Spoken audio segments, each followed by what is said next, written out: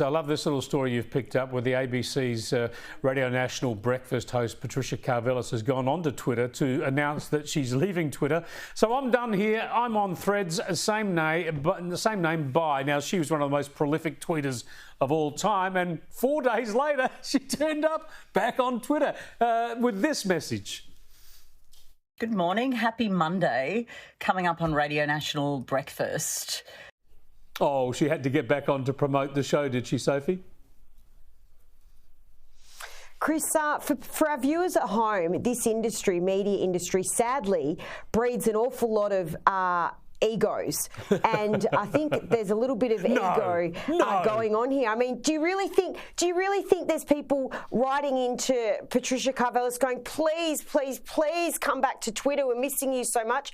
I'd like to see the evidence, but unfortunately this is the media. A lot of the reporters, journalists, broadcasters, they think the world revolves around them and everyone thinks they're wonderful. They'd walk down the street and a lot of people wouldn't even know them, Chris.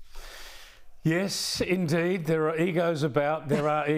Just briefly, while we're on the ABC, a bit of trouble when it comes to their radio stations. I've got to say, I duck across to ABC local radio every now and then, and what strikes me about it is it's not newsy. They're not discussing the events and the issues of the day. They're more likely they're talking about some sort of introspection about, what brand of cereal they most rely on what they're dreaming about. I mean, talk radio should be news radio, right? News and current affairs.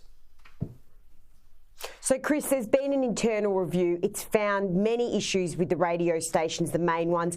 There's not enough news. There's not enough local content. The interviews are too long. So the ABC got this review. They've sent it to their chief content officer. He's looking at it. He's now doing his own report, and then he's got to go back to the board. I mean, this is just double handling everywhere.